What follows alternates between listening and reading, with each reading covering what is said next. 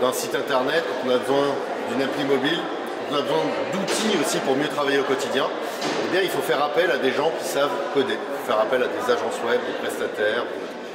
Les outils no-code, ça permet de faire ça soi-même. Donc ce sont des outils visuels, intuitifs, qui permettent à des personnes non techniques de faire ce que seules les personnes techniques pouvaient faire avant et de résoudre eux-mêmes leurs problèmes.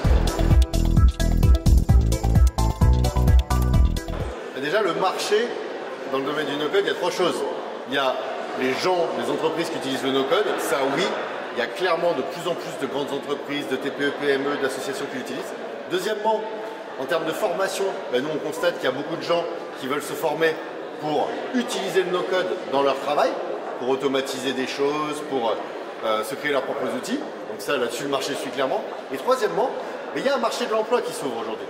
Il y a des offres d'emploi pour recruter des gens qui sont spécialisés en no-code, qui savent réaliser des applis, qui savent créer des outils internes pour les entreprises pour éviter de faire des tâches répétitives.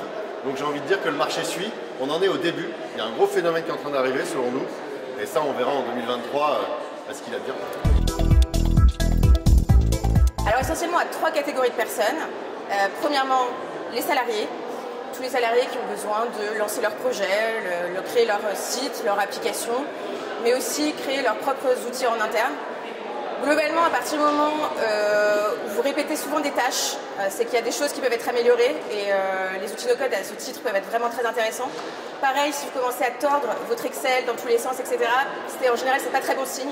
Deuxième catégorie de personnes, ça va être les entrepreneurs, les créateurs d'entreprises. Et troisième catégorie de personnes, ça va être les demandeurs d'emploi. Et là, on va avoir deux catégories de personnes.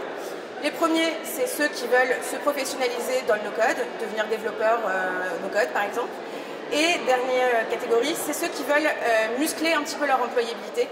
C'est vrai qu'aujourd'hui, on voit de plus en plus d'entreprises qui remplacent Word par Notion, Excel par Airtable. Donc c'est vraiment un plus, un avantage concurrentiel aujourd'hui de maîtriser ces outils. Alors ça va dépendre un petit peu de votre projet. Si c'est à titre personnel et que vous allez utiliser des outils relativement accessibles, en revanche si vous voulez faire quelque chose d'un peu plus professionnel, professionnalisant, et avec des outils un peu plus durs à prendre en main, là il va falloir compter ça en semaines, en mois.